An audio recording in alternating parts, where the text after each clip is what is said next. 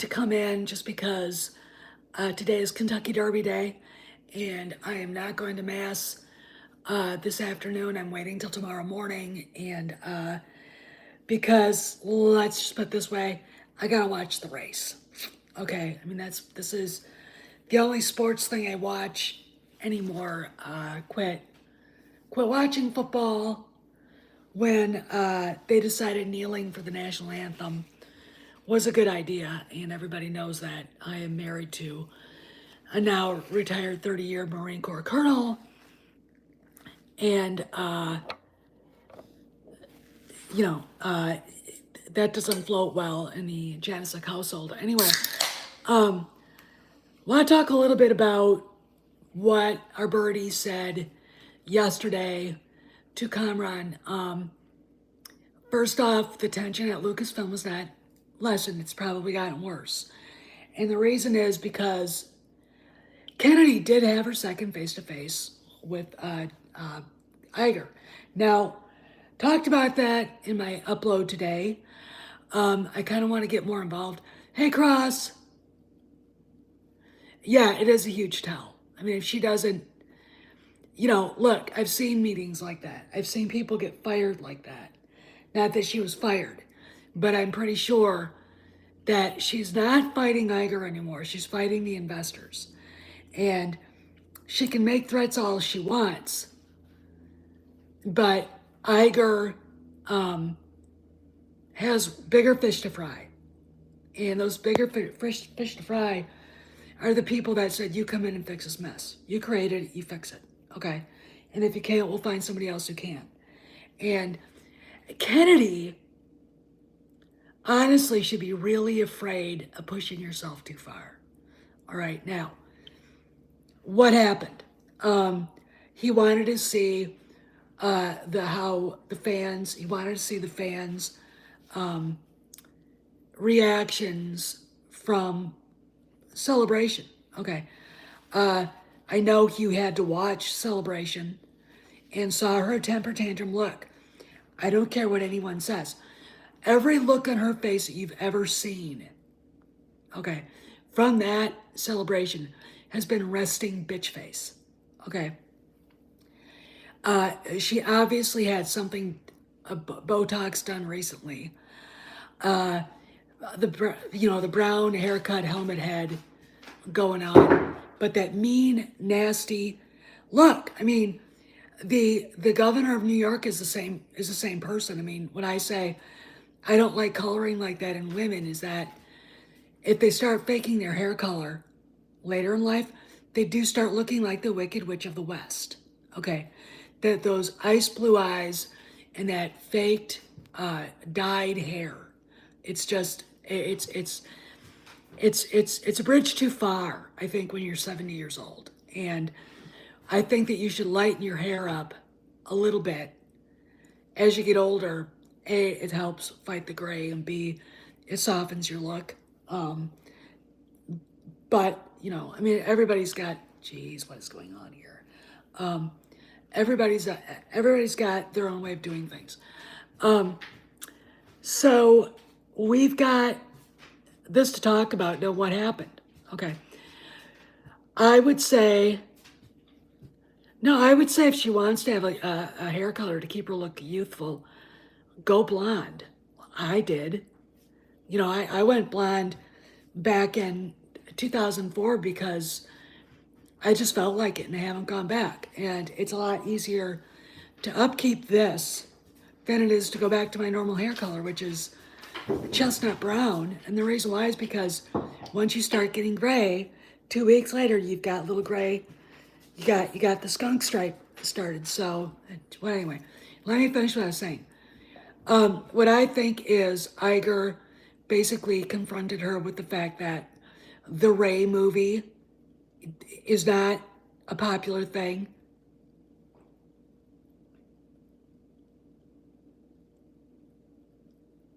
Yeah, I think I can't, Cameron. You're right. I think you're right on that. She's really being allowed to pretend like she's still relevant. Okay, and I think that's just part of Iger desperately trying not to just pull the trigger and say, get the fuck out. Okay, and letting her embarrass herself worse.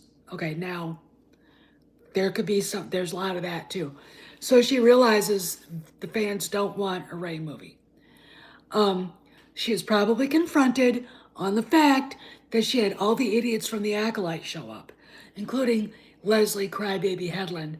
Star Wars saved my life. Okay. And they have a problem. It's that lawsuit that we have heard nothing about, probably because Disney doesn't want it anymore to come out about it. But Leslie Headland, literally a week after this kabuki dance she put on, is in the trades saying she is going to be the showrunner, writer, and director for a streaming show on Freeform called Night's Edge. And she's not Taylor Sheridan. She's not, what, Matt Berlanti? Is it Matt? She's not them. She never will be them either. Okay. So it's either Acolyte or that. You can't do both. And she may have been given the opportunity to leave Acolyte. Greg Berlanti. Okay, thank you. All right, Greg Berlanti. She may have been given the option of taking Night's Edge just to move away from the Acolyte. Now, we have certain people out there saying the Acolyte's almost finished.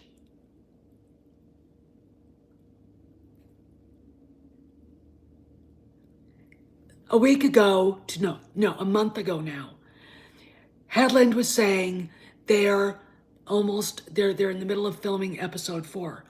3 months ago, back in January, I was told that they were in the middle of filming episode 3. Do you see how stupid they sound? Okay, I sent Conron a video from TikTok of Tucker Carlson talking to, oh God, I can't even remember her name anymore. Yeah, it is amazing. It's just talking to a former Democrat congresswoman, and I'm going to use it, and I can't think of her name. Look, after the age of 40, if you walk into a room and can't remember what you came in there for, I'm right there. And he basically said, Tulsi Gabbard, thank you, talking to Tulsi Gabbard about confronting the head of the Intelligence Committee on the House floor because the guy was saying that Tucker was a Russian agent. And Tucker's like, what the fuck are you, he went and lost his mind. The guy said, wait a minute. That's what my intelligence people from the NSA were telling me about you. Okay, let me ask you a question. When the black pill blobs start yipping and yapping that the Acolyte's almost done filming, blah, blah, blah, what do you think is going on here? It's the same friggin' thing. It's the same frickin' thing that the NSA does, misleading and lying, basically lying out of their asses. Tucker Carlson is not a Russian agent. Okay. But it's the same shit that the NSA does. That's exactly what these so-called contacts are doing. And I love Doomcock. I respect Doomcock. But if you have a newbie walking in saying shit, okay, that is completely opposite of what his other people are saying, he needs to really be judicious about what is going on. Because what I believe, and I think I've got people on my side on this, is that a lot of these channels are getting fed information by the flying monkeys. They're absolutely terrified. Okay, look, just today, Pablo was telling somebody that all he really did was just tell people when they were writing something if they were wrong or not. And uh,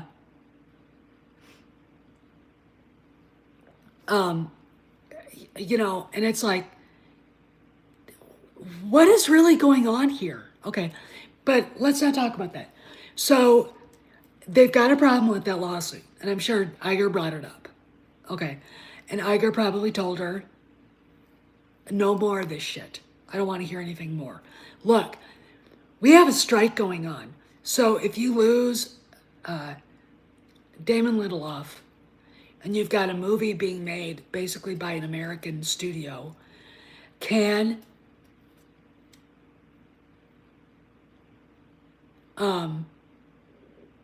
can Stephen Knight even write a Phil Ray movie? I do know that they're giving some exceptions to British writers, but because there's already an American writer on there, is he allowed? And again, Stephen Knight already has a new job too.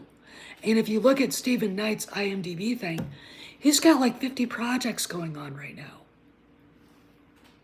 Okay, I'm Parabellum. I really don't know what you're saying there. Maybe you shouldn't go that way because I don't understand. So anyway, what I think Iger said is, you're going to say that we're taking 3 years between each movie.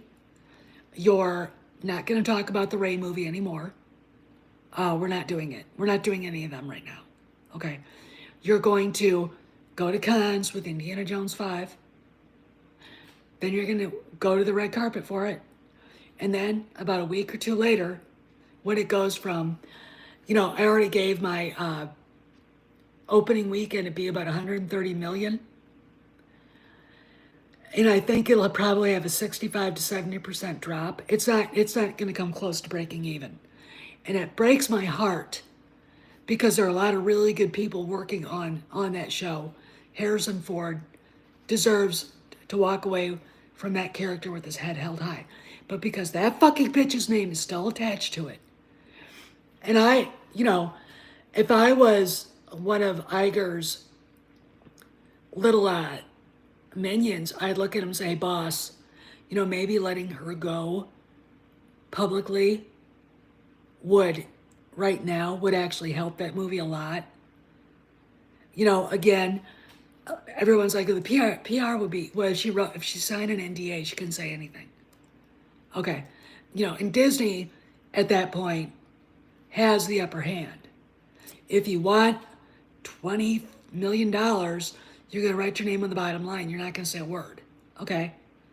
All right, you're going to retire quietly and whatever. You can go to cons, you can do all this, but you're not the boss of Lucasfilm anymore. Would that help? I don't know. But I'd be, you know, look, because I'm radical about this. If there's a tumor on the body of a company, you cut it out. Okay, you don't sit there and watch it fester. Okay. I can go to Ollie's and show you, you know, Black Series Mandalorian figures for $10 because of Kennedy's bullshit. Okay. So, you know, that's what I think happened is he basically laid the law down. And again, his back is against the wall. Okay, if he doesn't do what the investors want, him and his handpicked chairman of the board are gone. Okay, because it's no longer just Nelson Peltz. Vanguard is, you know, we all thought it was BlackRock that owns most of Disney stock. No, they don't. Vanguard does. And Vanguard, Tim Buckley was at the Wall Street Journal saying, we're leaving DEI and ESG in the dust. We're not doing this anymore. Why? They're not making any money. Okay. And that's the bottom line. And again, back in 2019, after The Rise of Palpatine came out, I was searching frantically for something that would give me hope that something would change at Lucasfilm. And I thought, it's Disney. It's Disney itself that has to be affected. And when I saw their stock's not doing that well. And then after the lockdown happened, it went all the way down to $79 a share. All right, that's takeover territory.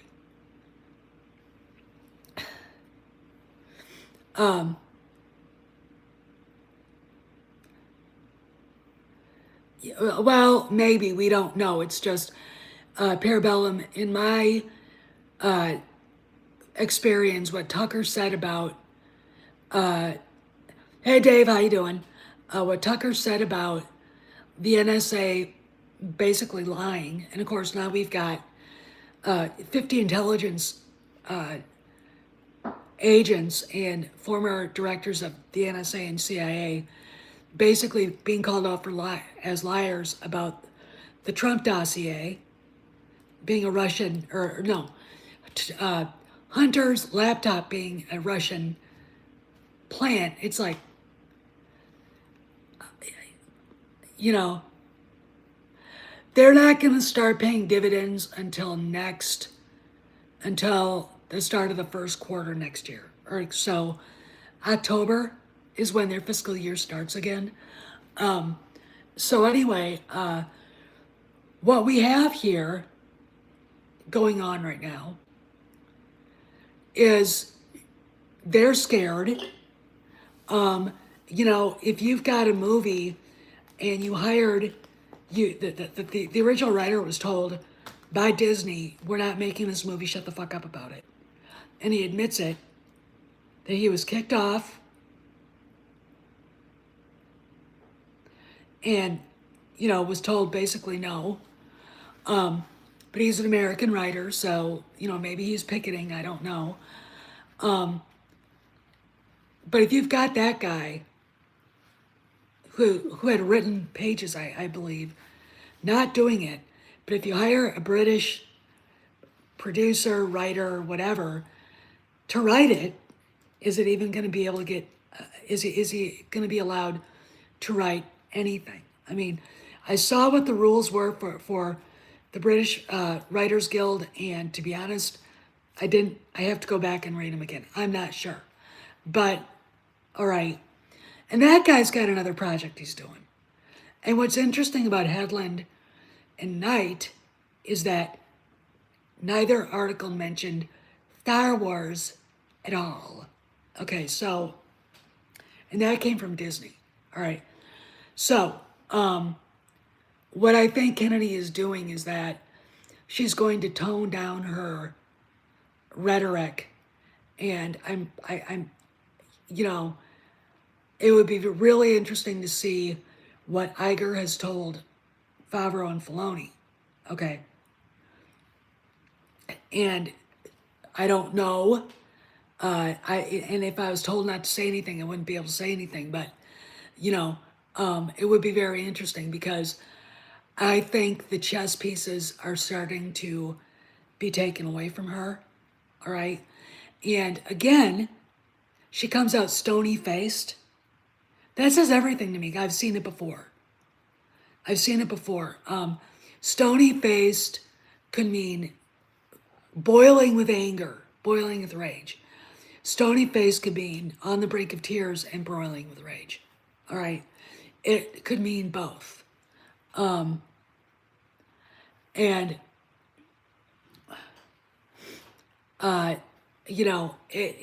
literally says almost a lot more than her going to everybody, including the janitor, crying about it. It's like, okay, Kathy, whatever. Let's talk about Marvel. Not that I'm a fan, but I thought this was interesting, and this is why I bring it up, because what does it affect with Lucasfilm? What does this do? So, no, it's not. I know it's not because I've seen it before. All right, I've seen it. What happened is Blade is being set aside during the writer's strike. And apparently, the guy that had been hired to replace the guy that left was already in the middle of writing it for like a week or so. And then writer's strike is announced. and now they're setting it aside. Now, this could mean one or two things. Either they're going to wait until the strike is over, or they're canceling it. Okay. And if you look at the Ray movie, I would say that they're probably never going to do it. Oh, okay. All right. Okay, so he might be even be finished. But if they're setting it aside because of the strike, they probably will cancel it. And I would say that given how long, like Matt Bellany insists that there isn't going to be an end to this.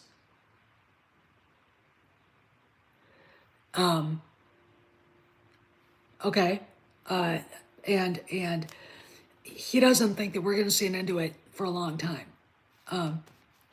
Oh yeah, definitely. And I would say that Lucasfilm is going to see some get canceled too. I mean, look, we're not going to see any. I mean, we all know that there's only going to be 2 seasons of Andor, which is a big tell about where Disney feels Kennedy is going to be at the end of this. We know that the season 2 of Ahsoka's in the system, and the green light will come if Ahsoka is a spectacular success. And guys, you better want the success, because if Ahsoka is a success, we're going to get the retcon. Okay. And here's something I think that Kennedy did, and this is something that woman would do. She dragged Daisy out to announce the Rey movie because there's a story out there that Jon Favreau had been in talks with her to come back to help with the World Between Worlds, where Rey gets to do the heroic thing and basically cut off her own timeline. Okay. But yeah, and I agree with Cameron. I don't have any hopes for this right now. And I'm just glad that for what we know, what we've seen, that we don't see any real Star Wars TV shows that we're really looking forward to coming down the pike, because we won't get to see them for a while. Now, tell you something else. Considering that Lucasfilm and Marvel, biggest problems they have is their story groups. Yeah, exactly. And that was, I think we've learned a lesson there. I think we've learned a lesson not to say anything about that stuff. If it's coming from Favreau and Filoni about any of this, what they're doing to rectify what she broke, I think it's in our best interest, even if we know it, even if it would shut the black pill blobs down, that if it hurts them, hey Ragford, sorry. If it hurts them and their plans, and then, okay, I think we've learned a lesson. And I would hope that people that are watching this that have YouTube channels that hate Kennedy run with that, okay? The less they know, the bad guys, the better it is for us. Okay, that is an intelligence gathering thing. Don't let them know you know something about them that's about to be dropped in their midst. Okay. So I think what I think is basically Iger curb stomped her.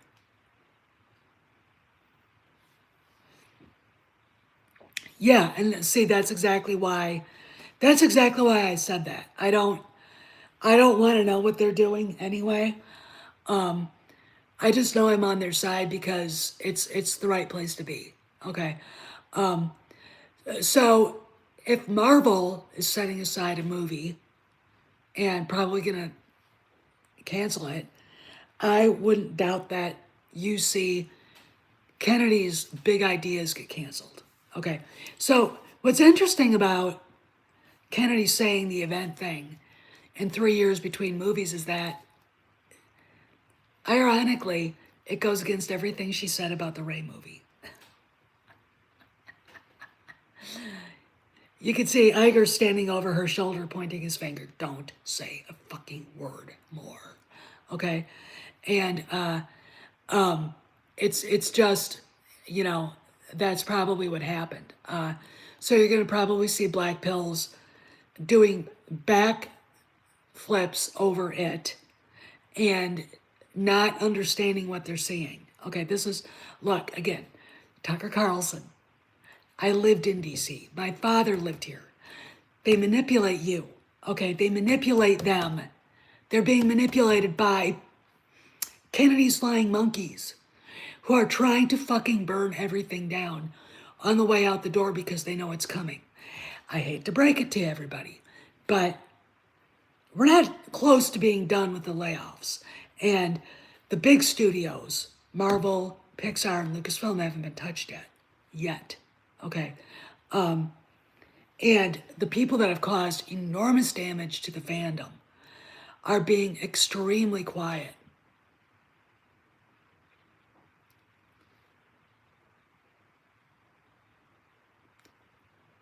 You know, they're being extremely quiet on Twitter. They're not getting into it. They're trying. Look, I think if the people who think Pablo Hidalgo is the most honest human being they ever met, he's far more honest than John Paul II and Mother Teresa combined.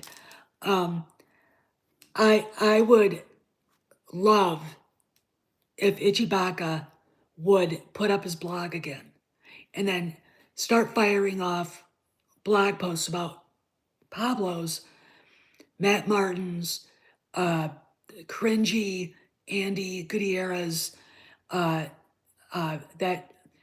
coked out nutbag Freddie Prinze Jr., the crap that they were saying, all right, to the fans.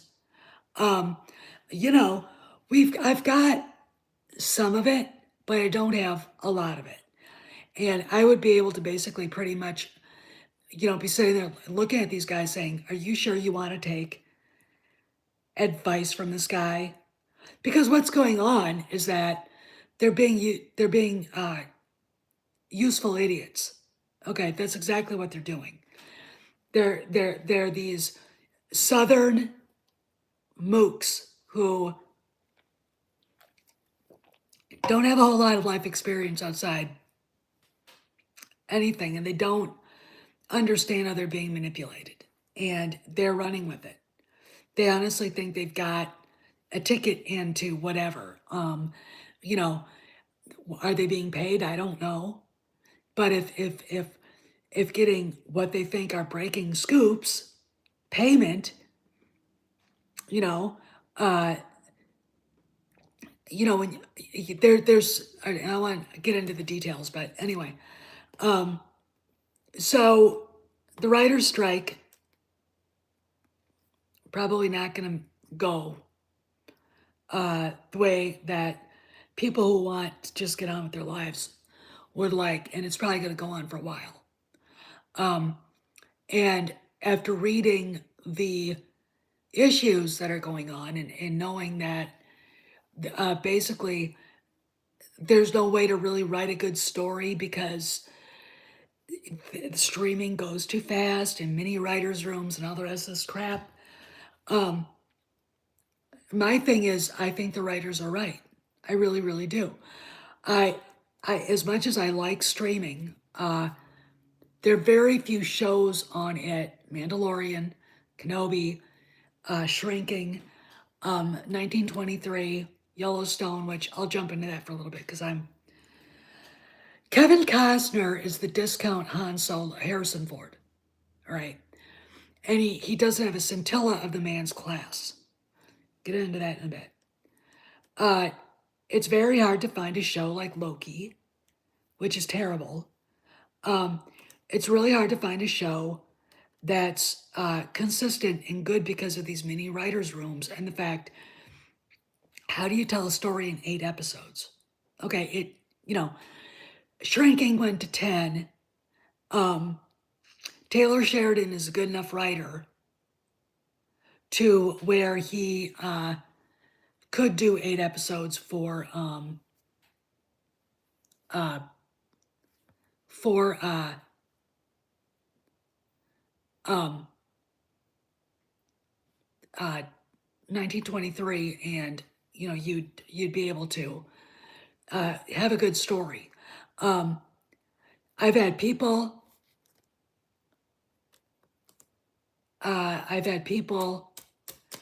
basically who don't really know a lot about storytelling or writing, thinking that 1923 was bad storytelling and corny. And I'm like, how old are you? 25. Go and sit in the corner. I don't talk to people under the age of 35 about this shit. Yeah, and Cameron's right. Rich hacks like Jonathan Kasdan,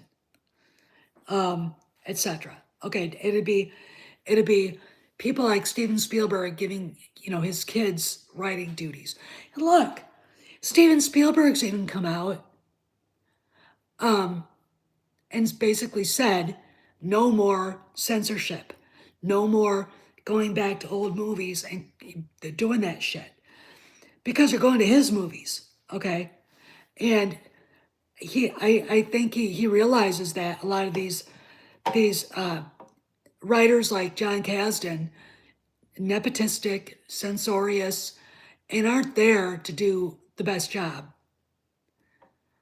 They're there to fuck with you. Okay, they're there because they're gonna get paid. They don't have anything to worry about as far as income, and they don't have to use their imagination. They do have their political issues, and that's what they're going to write about, and they're going to stick it everywhere, which is how Disney got to the place they're at right now. Okay, look, I mean, people. What I love are people saying Disney doesn't care. They're going to keep doing it because they're going to get money. No, they're not. They don't care about money. And those are people who don't. Oh yes, they do. Yes, they do. And shove unneeded garbage, LGBTQ, uh, you know, this non-binary shit that, you know, erasing women. But they have to make money.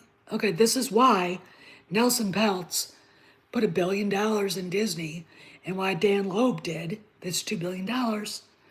This is why Tim Buckley of Vanguard came out and said we're not doing ESG anymore, and that's a BFD, and those are the people leaning on Iger right now. All right, and I can't imagine how pissed off he is at Kennedy. You know, I imagine he goes home and tells his wife Willow, you know, I could have fired Kennedy instead of Alonzo, and I might even be happier right now. You know, I mean, I could just see him say that. The shareholders want their dividends, okay? And I think they've learned a lesson. All right, look at Bud Light. All right, look at oil of Olay. I won't use it anymore, and that was my skincare product. And because they had the grifter, so-called trans woman, Dylan Mulvaney, who's not, he's pretending to be, as their spokesmodel. It's like, and then my favorite is influencer Jeffrey Marsh. And if you look him up on Twitter or wherever, look him up. And that guy's demonic. That guy's possessed by the devil. Okay, I'm not saying that, I'm not being weird, but if you look at him, you know there's at least two or three other things in there that aren't normal. Okay. You know, insisting that they're not erasing women. Of course they are. Of course they are. Dylan Mulvaney's basically said so. Okay? Where are the feminists empowering these guys? Okay, where are the feminists empowering male swimmers to go into girls swimming and beat the crap out of them? That's not right. Okay, and I am not a feminist, but I'll be damned if I'm gonna let some twink who couldn't, you know, beat my dog in a spelling contest jump into my sport to beat me. All right. Anyway, Dave, watch this person. Okay. Anyway, want to talk a little bit about Kevin Costner. First off, Yellowstone sadly is going to be canceled after season 5 is over. Why? Kevin Costner. Kevin Costner. Kevin Costner. Costner wanted to make a movie. He kept complaining that his movie was, and Yellowstone wouldn't were clashing as far as schedules, and he just, I mean, the guy, as good a soul as he seems, is an asshole. Okay, there's a rumor out there that he got one of the producers pregnant, and that's why his wife is divorcing him. Okay, and she is his third wife. It's just, I mean, he's, you know, look.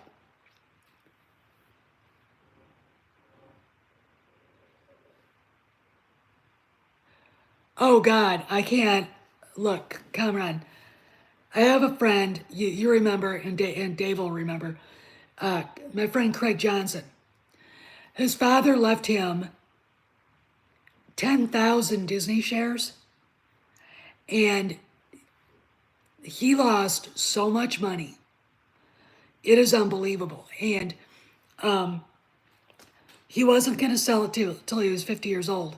But I don't know if he's 50 now. I think he is now, but he didn't have anything. He actually would lose money right now. It's just a travesty. What's going on? But you know, Kevin Costner is the reason why we're not getting a Yellowstone season 6, and why they're going to a sequel. It's just, you know, the guy can't play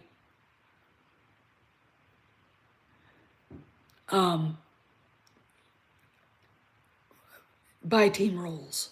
Okay, you know, Harrison Ford, for all of his personal things with women and everything, you never hear about this stuff with him. You know, and who was it? I can't remember. Oh, I know. I was on Drinks with Dee Dee the other day. We were talking about this, and one of the guys said, "Why doesn't Harrison Ford just take the role of John Dutton?" It's like because he's playing Jacob Dutton. But back in the old day, you know, you had Darren Stevens, and then that guy left, and you had a new Darren Stevens. Problem solved. Okay, but they're not going to do that, and it's too bad. But you know, as cool as John Dutton is, and a great character that he is, Costner, it's just, he's an arrogant buffoon. And I call him a discount Ford. They kind of look alike in a way. But that's it. That's all. Okay, that is all. Anyway, I want to talk a little bit about that. And today is Derby Day, and I might go out to get some snacky waps for it because the races aren't going to start for a while now. And my horses are the favorite, Forte, Disarm, who's a 30-1 shot, and then there's another one called Age of Empire or some that I really like too.